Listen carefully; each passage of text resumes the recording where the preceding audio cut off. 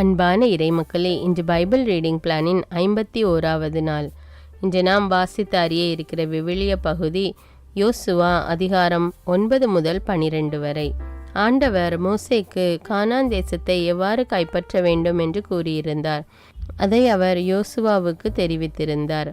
ஆண்டவர் மோசேக்கு கூறியிருந்தபடியே கானான் தேசத்தை ஒவ்வொரு நகரமாக யோசுவா கைப்பற்றினார். ஒவ்வொரு போரிலும் ஆண்டவர் யோசுவாவோடு இருந்து அவருக்கு வெற்றி அளித்தார்.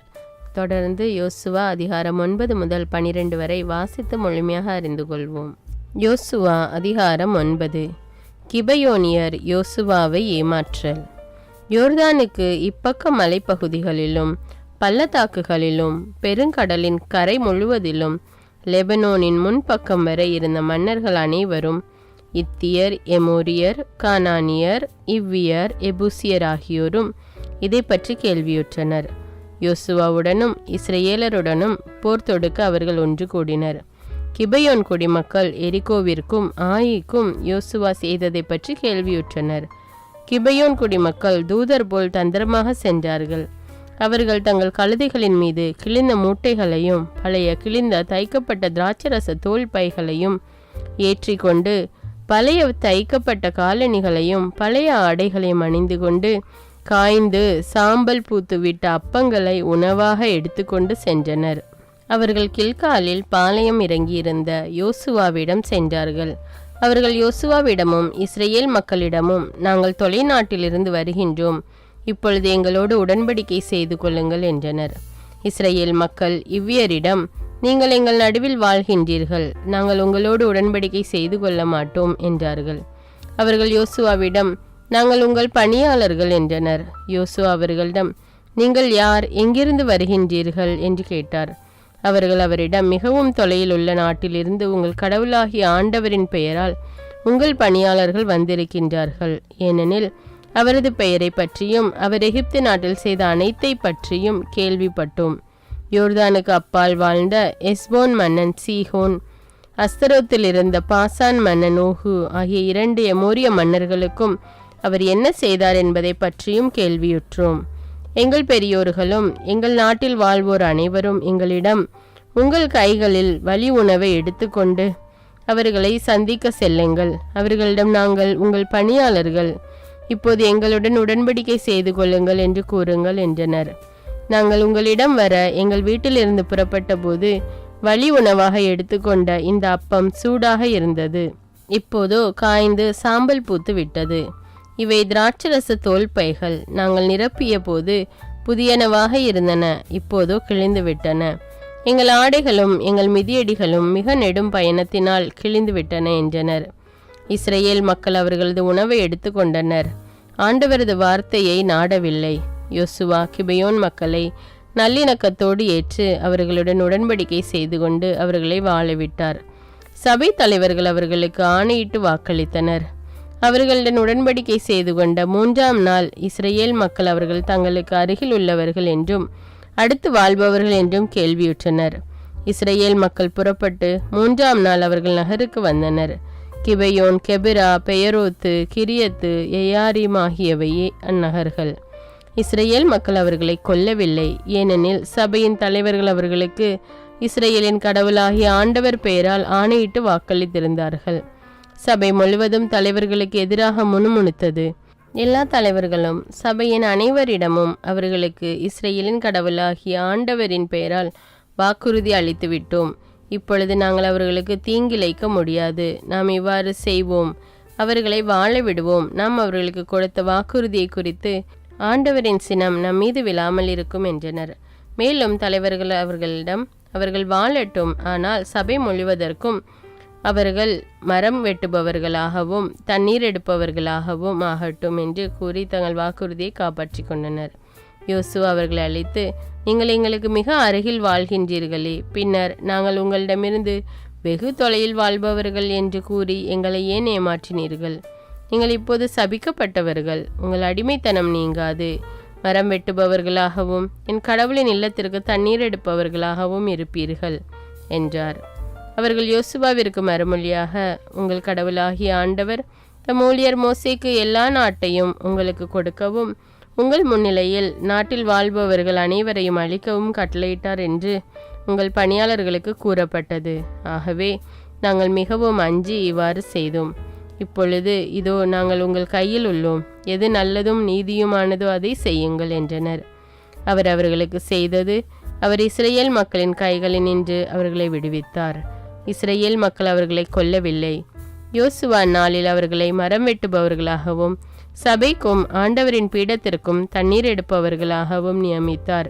அவர் அவர்களுக்கு குறித்த இடத்தில் இன்று வரை அவர்கள் உள்ளனர். யோசுவா அதிகாரம் 10. யோசுவா எமோரியரை தோற்கடித்தல். யோசுவா ஆயியை கைப்பற்றி அழித்தார் என்றும் எரிகோவிற்கும் அதன் மன்னனுக்கும் செய்தது போல ஆயிக்கும் அதன் மன்னனுக்கும் செய்தார் என்றும் கிபையோன் குடிமக்கள் இஸ்ரேலுடன் சமாதானம் செய்து கொண்டு அவர்களிடையே வாழ்கின்றார்கள் என்றும் எருசலேமின் மன்னன் அதோனிசெதேக்கு கேள்விப்பட்டான். அவன் மிகவும் அச்சமுற்றான். ஏனெனில் பெருநகரான கிபையோன் அரச நகர்களில் ஒன்றாகவும் ஆவியை விட பெரிய நகராகவும் அதன் மக்கள் அனைவரும் வலிமை மிக்கவர்களாகவும் இருந்தும் அது சமாதானம் செய்து கொண்டது. எபிரோன் மன்னன் ஓஹாம், யார்முத்து மன்னன் பிராம், இலாக்கிசு மன்னன் யாப்பியா, எக்லோன் மன்னன் தெபீர் ஆகியோருக்கு எருசலேம் மன்னன் அதோனிசெதேக்கு, எனக்கு உதவி செய்ய வாருங்கள், நாம் கிபையோனை தாக்குவோம், ஏனெனில் அது யோசுவாவுடனும் இஸ்ரேல் மக்களுடனும் சமாதானம் செய்து கொண்டுள்ளது என்று சொல்லி அனுப்பினான். அவ்வாறே எமோரிய இனத்தை சார்ந்த எருசலேம், எபிரோன், யார்முத்து, இலாக்கிசு, எக்லோன் ஆகியவற்றின் 5 மன்னர்களும் ஒன்று கூடி அவர்கள் படைகளுடன் சென்றார்கள். கிபையோனுக்கு எதிரில் பாளையம் இறங்கி அதன் மீது போர் தொடுத்தார்கள். கிபையோன் மக்கள் கில்காலில் பாளையம் இறங்கியிருந்த யோசுவாவுக்கு சொல்லி அனுப்பியது, உம் பணியாளர்களை கைவிடாதீர், விரைந்து வந்து எங்களை காப்பாற்றும், எங்களுக்கு உதவி செய்யும், ஏனெனில் மலை பகுதியில் வாழும் எல்லா எமோரிய மன்னர்களும் எங்களை எதிர்க்க ஒன்று கூடியுள்ளனர். எனவே கில்காலில் இருந்து யோசுவா தம் போர் வீரர்கள் அனைவருடனும் வலிமைமிக்க வீரர்களுடனும் புறப்பட்டு சென்றார். ஆண்டவர் யோசுவாவிடம், அவர்கள் முன் அஞ்சாதே, ஏனெனில் அவர்களை உன் கையில் ஒப்படைத்துள்ளேன், அவர்களில் ஒருவனும் உன்னை எதிர்த்து நிற்க மாட்டான் என்றார். யோசுவா கில்காலில் இருந்து இரவு முழுவதும் பயணம் செய்து அவர்களை நோக்கி திடீரென வந்தார். ஆண்டவர் இஸ்ரேல் முன் எமோரியரை துன்புறுத்தினார். கிபையோனில் அவர்களை வன்மையாக தாக்கி தோல்வியுற செய்தார். அவர் அவர்களை பெத்கோரோனின் மேட்டு வழியே அசேக்கா மக்கேதா வரை துரத்தி தாக்கினர். அவர்கள் இஸ்ரேலரிடமிருந்து பெத்கோரோனுக்கு தப்பி ஓடுகையில் ஆண்டவர் அவர்கள் மீது அசேக்கா வரை பெரும் கற்களை வானத்திலிருந்து பொழிந்தார். இஸ்ரேலரின் வாளால் கொல்லப்பட்டவர்களை விட கல்மலையால் இறந்தவர்கள் அதிகம். கடவுள் எமேரியரை இஸ்ரேலர் கையில் ஒப்படைத்த அன்று யோசுவா ஆண்டவரிடம் பேசினார். அவர் இஸ்ரேலர் கண்முன், கதிரவனே கிபையோனில் நில், நிலவே அய்யலோன் பள்ளத்தாக்கில் நில் என்றார். அவர்கள் தம் எதிரியின் மீது வஞ்சம் தீர்க்கும் வரை கதிரவனும் நிலவும் அசையாது நின்றன. இது யாசாரின் நூலில் எழுதப்படவில்லையா? கதிரவன் நடுவானில் நின்றது. ஒரு நாள் முழுவதும் அது இறங்குவதற்கு விரையவில்லை. ஆண்டவர் மனித குரலை கேட்டு இஸ்ரேலுக்காக போரிட்ட அந்நாளை போன்று அதற்கு முன்னும் பின்னும் இருந்ததில்லை. யோசுவாவும் அவருடன் இருந்த எல்லா இஸ்ரேல் மக்களும் கில்காலில் இருந்த பாளையத்திற்கு திரும்பினர்.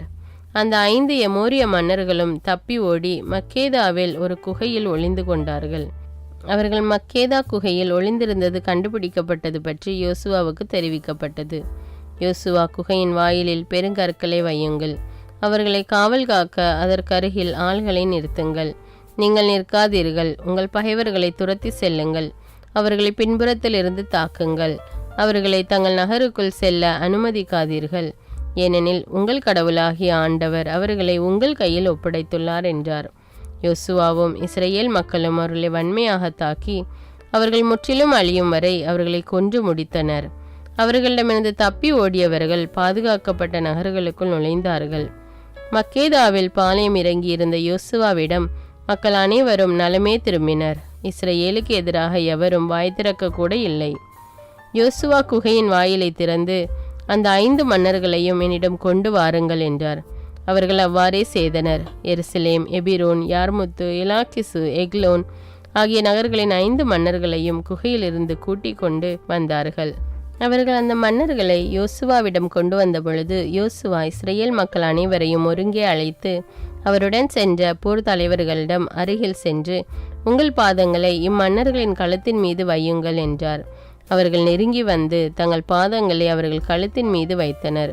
யோசுவா அவர்களிடம், அஞ்சாதீர்கள், கலங்காதீர்கள், திடமும் துணிவும் கொண்டிருங்கள், ஏனெனில் ஆண்டவர் நீங்கள் போரிடும் எதிரிகள் அனைவருக்கும் இவ்வாறே செய்வார் என்றார். அதற்கு பின் யோசுவா அந்த 5 மன்னர்களை வாளால் வெட்டி கொன்றார். அவர்களின் சடலங்களை 5 மரங்களில் மாலை வரை தொங்கவிட்டார். கதிரவன் மறையும் நேரத்தில் யோசுவா அச்சடலங்களை இறக்கிவிடுமாறு அவர்களுக்கு கட்டளையிட்டார். அவற்றை அவர்கள் முன்பு ஒளிந்திருந்த குகைக்குள் எறிந்தார்கள். குகையின் வாயிலில் பெருங்கற்களை வைத்தார்கள். அவை இந்நாள் வரை உள்ளன. யோசுவா அன்று மக்கேதாவை கைப்பற்றினார். அதையும் அதன் மன்னனையும் வாள்முனையில் கொன்றார். அவர்களை கொன்று அழித்தார். அதனுள் இருந்த ஒருவரையும் தப்ப விடவில்லை. எரிகோ மன்னனுக்கு செய்தது போல் மக்கேதா மன்னனுக்கும் செய்தார். யோசுவாவும் அவருடன் இருந்த இஸ்ரேல் மக்கள் எல்லோரும் மக்கேதாவிலிருந்து லிப்னாவுக்கு சென்று அதனுடன் போர் தொடுத்தனர். ஆண்டவர் லிப்னா மக்களையும் மன்னனையும் இஸ்ரேல் மக்கள் கையில் ஒப்படைத்தார். அதை அவர் வாள்முனையில் அளித்தார். அதனுள் இருந்த ஒருவரையும் தப்ப விடவில்லை. எரிகோ மன்னனுக்கு செய்தது போல் அதன் மன்னனுக்கும் செய்தார். யோசுவாவும் அவருடன் இருந்த இஸ்ரேல் மக்கள் எல்லோரும் லிப்னாவிலிருந்து இலாக்கிஸுக்கு சென்று அதை முற்றுகையிட்டு தாக்கினார்கள். ஆண்டவர் இலாக்கிஸை இஸ்ரேலின் கையில் ஒப்படைத்தார். அதை 2ஆம் நாளில் யோசுவா கைப்பற்றினார். வாள்முனையில் அதை அழித்தார். அதனுள் இருந்த அனைவருக்கும் லிப்னாவுக்கு செய்தது போல் செய்தார். கெசேரின் மன்னன் ஓராம் இலாக்கிஸுக்கு உதவி செய்ய சென்றான். யோசுவா அவனையும் அவன் மக்களையும் எவரும் தப்பாதபடி கொன்றார். யோசுவாவும் அவருடன் இஸ்ரேலர் எல்லோரும் இலாக்கிஸிலிருந்து எக்லோனுக்கு சென்று அதை முற்றுகையிட்டு தாக்கினர். அவர்கள் அதை அன்றே கைப்பற்றி இலாக்கிஸுக்கு செய்தது போல் அன்றே அதையும் அதில் வாழ்ந்த அனைவரையும் கொன்று அழித்தனர். யோசுவாவும் அவர் மக்களாகிய இஸ்ரேலர் எல்லோரும் எக்லோனில் இருந்து எபிரோனுக்கு சென்று அதை தாக்கினர். அதை தாக்கி அதன் மன்னனையும் அதன் நகர்களையும் அதனுள் இருந்த அனைத்து உயிர்களையும் வாள்முனையில் கொன்றனர். எவரையும் உயிருடன் தப்ப விடவில்லை. எக்லோனுக்கு செய்த அனைத்தையும் அதற்கும் அவர் செய்தார். அதையும் அதனுள் இருந்த அனைவரையும் அழித்தார். யோசுவாவும் அவருடன் இருந்த இஸ்ரேல் மக்களும் தெபீருக்கு திரும்பி அதனை தாக்கினர். அதன் மன்னனையும் எல்லா நகர்களையும் கைப்பற்றினர். அவர்களை வாள்முனையில் தாக்கினர். அதனுள் இருந்த அனைவரையும் அழித்தனர். எவரையும் உயிருடன் தப்ப விடவில்லை. லிப்னாவுக்கும் அதன் மன்னனுக்கும் செய்தது போல் தெபீருக்கும் அதன் மன்னனுக்கும் அவர் செய்தார். யோசுவா எல்லா மலை நாட்டையும் தாக்கினார். நெகேபு சமவெளியையும் பள்ளத்தாக்கையும் அதன் மன்னர்களையும் கைப்பற்றினார். எவரையும் உயிருடன் தப்ப விடவில்லை. இஸ்ரேலின் கடவுளாகிய ஆண்டவர் கட்டளையிட்டது போல் அவர்களை அழித்தார். யோசுவா காதேசு பர்னேயாவிலிருந்து காசா வரை கோசேன் நாடு முழுவதையும் கிபயோன் வரை தோற்கடித்தார். யோசுவா எல்லா மன்னர்களையும் நாடுகளையும் ஒரே படையெடுப்பில் கைப்பற்றினார். ஏனெனில் இஸ்ரேலின் கடவுளாகிய ஆண்டவர் இஸ்ரேலுக்காக போரிட்டார். யோசுவாவும் அவருடன் இருந்த எல்லா இஸ்ரேல் மக்களும் கில்காலில் இருந்த பாளையத்திற்கு திரும்பினர். யோசுவா அதிகாரம் 11. யாபீனையும் பிற மன்னர்களையும் தோற்கடித்தல். ஆட்சர் மன்னன் யாபீன் இதை கேள்வியுற்று மாதோன் மன்னன் யோபாபுக்கும் செம்ரோன் மன்னனுக்கும் அக்சாபு மன்னனுக்கும் ஆள் அனுப்பினான். மலைப்பகுதியின் வடபுறத்திலும் கின்றேத்திற்கு தெற்கிலும் அராபாவிலும் சமவெளி பகுதிகளிலும் மேற்கே நாபுத்தோரில் இருந்த மன்னர்களுக்கும் கிழக்கிலும் மேற்கிலும் இருந்த கானானியர், எமோரியர், இத்தியர், பெரிசியர், மலைவாழ் எபூசியர், மெஸ்பா நாட்டில் எர்மோனின் அடிவாரத்தில் இருந்த இவ்வியர் ஆகியோருக்கும் ஆள் அனுப்பினான்.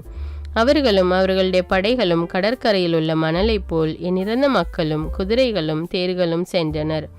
அந்த மன்னர்கள் அனைவரும் ஒன்று சேர்ந்து வந்தார்கள். அவர்கள் அனைவரும் ஒன்றாக மேரோம் நீரோடை கரையில் இஸ்ரேலருடன் போரிட பாளையம் இறங்கினார்கள். ஆண்டவர் யோசுவாவிடம், அவர்கள் முன் அஞ்சாதே, ஏனெனில் நாளை இந்நேரம் நான் அவர்கள் அனைவரையும் கொலையுண்டவர்களாய் இஸ்ரேல் முன் ஒப்படைப்பேன். அவர்கள் குதிரைகளின் குதிகால் நரம்புகளை நீ வெட்டுவாய், அவர்களின் தேர்களை தீக்கிரையாக்குவாய் என்றார். யோசுவாவும் அவருடன் இருந்த எல்லா போர் வீரர்களும் திடீரென அவர்களுக்கு எதிராக மேரோம் நீரோடைக்கு அருகில் வந்து அவர்களை தாக்கினர். ஆண்டவர் அவர்களை இஸ்ரேலர் கையில் ஒப்படைத்தார். அவர்களை இஸ்ரேலர் கொன்றனர். அவர்களை புகழ்மிக்க சீதோன் வரையிலும் மிஸ்ரபோத்துமையும் வரையிலும் கிழக்கே மிஸ்பே பள்ளத்தாக்கு வரையிலும் எவரும் தப்பிவிடாதவாறு தாக்கினர். ஆண்டவர் சொன்னபடியே யோசுவா அவர்களுக்கு செய்தார். குதிரைகளின் குதிகால் நரம்புகளை வெட்டினார். அவர்களின் தேர்களை தீக்கிரையாக்கினார். இச்சமயம் யோசுவா திரும்பி வந்து ஆட்சோரை கைப்பற்றினார். அதன் மன்னனை வாளால் தாக்கினார். ஏனெனில் ஆட்சோர் அந்த அரசுகள் அனைத்திற்கும் தலைமை தாங்கி வந்தது. இஸ்ரேலர் அந்நகரில் இருந்த உயிர்கள் அனைத்தையும் வாள்முனையில் கொன்று அடியோடு அழித்தனர். ஒரு உயிரையும் விட்டு வைக்கவில்லை. ஆட்சோரை தீக்கிரையாக்கினர். யோசுவா அந்த எல்லா நகர்களையும் அவற்றின் மன்னர்களையும் கைப்பற்றினார். ஆண்டவரின் ஊழியர் மோசே கட்டளையிட்டிருந்தபடி அவர்களை வாள்முனையில் கொன்று அடியோடு அழித்தார். மேட்டுப்பகுதியில் நிறுவப்பட்ட நகர்களை இஸ்ரேல் மக்கள் எரிக்கவில்லை. யோசுவா ஆட்சோரை மட்டும் எரித்தார். அந்நகர்களில் கைப்பற்றிய பொருள்களையும் கால்நடைகளையும் இஸ்ரேலர் கொள்ளை பொருளாக கொண்டனர். மனிதர்களை மட்டும் எவரும் தப்பாமல் அடியோடு அழியும் வரை வாள்முனையில் கொன்றனர். ஒரு உயிரையும் விட்டு வைக்கவில்லை. தம் ஊழியர் மோசேக்கு ஆண்டவர் கட்டளையிட்டபடி மோசே யோசுவாவுக்கு கட்டளையிட்டிருந்தார். யோசுவா அதன்படியே செய்தார். ஆண்டவர் மோசேக்கு கட்டளையிட்டவை அனைத்திலும் யோசுவா ஒன்றையும் விட்டுவிடவில்லை. யோசுவா கைப்பற்றிய நிலப்பகுதிகள். யோசுவா இந்த எல்லா நாடுகளையும் மலைகளையும் நெகேபு அனைத்தையும் கோசேன் நாடு முழுவதையும் சமவெளி பகுதிகளையும் அராபாவையும் இஸ்ரேல் மலைகளையும் அதன் சமவெளி பகுதிகளையும் கைப்பற்றினார். ஆலாக்கு மலையிலிருந்து சேயீர் வரை உயர்ந்து செல்லும் எர்மோன் மலைக்கு கீழ் லெபனோன் பள்ளத்தாக்கில் உள்ள பாகால்காது வரை இருந்த பகுதிகளை கைப்பற்றி அவற்றின் அரசர்களை பிடித்து வெட்டி கொன்றார். யோசுவா அந்த அரசர்களுடன் நீண்ட நாள் போர் புரிந்தார். கிபையோன் குடிமக்களான இவ்வியரை தவிர வேறெந்த நகரினரும் இஸ்ரேலருடன் நல்லுறவு கொள்ளவில்லை. எல்லோரையும் போரில் இஸ்ரேலர் தோற்கடித்தனர். இஸ்ரேலருடன் போர் புரியுமாறு அவர்கள் இதயங்களை ஆண்டவர் கடினப்படுத்தினார். அதனால் ஆண்டவர் மோசேக்கு கட்டளையிட்டது போல் அவர்கள் இரக்கமின்றி அழிக்கப்பட்டனர். இச்சமயம் யோசுவா சென்று மலைநாடு எபிரோன், தெபீர், அனாபு, யூதாவின் அனைத்து மலைப்பகுதிகள், இஸ்ரேலின் அனைத்து மலைப்பகுதிகள் ஆகியவற்றிலிருந்து அனாக்கியரை அழித்தார். அவர்களை அவர்களின் நகர்களுடன் யோசுவா முற்றிலும் அழித்தார். இஸ்ரேல் நாட்டில் அனாக்கியர் பெருமளவில் எஞ்சியிருக்கவில்லை. காசா, காத்து, அஸ்தோது ஆகிய இடங்களில் மட்டும் எஞ்சியிருந்தனர்.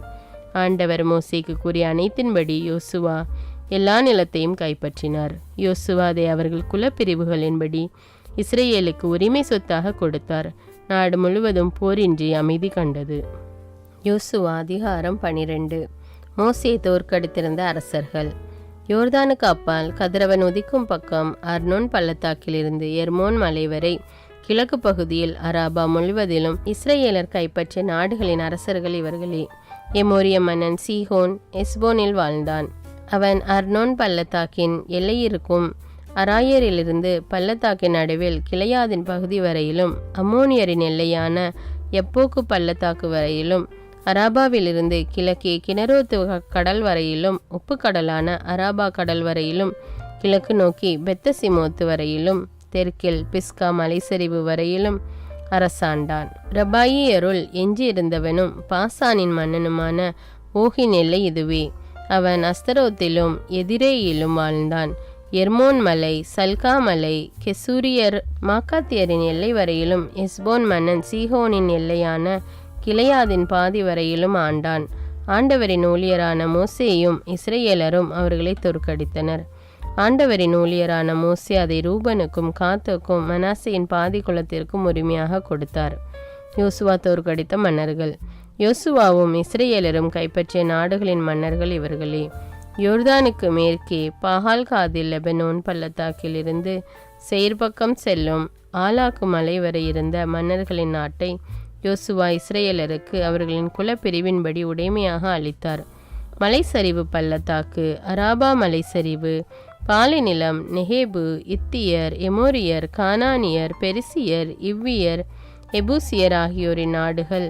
எரிகோ மன்னன் ஒருவன், பெத்தேலுக்கு அருகில் இருந்த ஆயி மன்னன் ஒருவன், எருசலேம் மன்னன் ஒருவன், எபிரோன் மன்னன் ஒருவன், யார்முத்து மன்னன் ஒருவன், இலாக்கிசு மன்னன் ஒருவன், எக்லோன் மன்னன் ஒருவன், கெசேர் மன்னன் ஒருவன், தெபீர் மன்னன் ஒருவன், கேதேர் மன்னன் ஒருவன், ஒர்மா மன்னன் ஒருவன், அராது மன்னன் ஒருவன், இப்னா மன்னன் ஒருவன், அதுல்லாம் மன்னன் ஒருவன், மக்கேதா மன்னன் ஒருவன், பெத்தேல் மன்னன் ஒருவன், தப்புவாகு மன்னன் ஒருவன், ஏபேர் மன்னன் ஒருவன், அப்பேக்கு மன்னன் ஒருவன், இலாசரோன் மன்னன் ஒருவன், மாதோன் மன்னன் ஒருவன், ஆட்சோர் மன்னன் ஒருவன், சிம்ரோன் மேரோன் மன்னன் ஒருவன், அக்சாபு மன்னன் ஒருவன், தானாக்கு மன்னன் ஒருவன், மெகிதோ மன்னன் ஒருவன், கெதேசு மன்னன் ஒருவன், யோக்னெயாம் கர்மேல் மன்னன் ஒருவன், நபோத்தோரில் இருந்த தோர் மன்னன் ஒருவன், கில்காலில் உருந்தகோயிம் மன்னன் ஒருவன், திர்சா மன்னன் ஒருவன். ஆக மொத்தம் 31 மன்னர்கள்.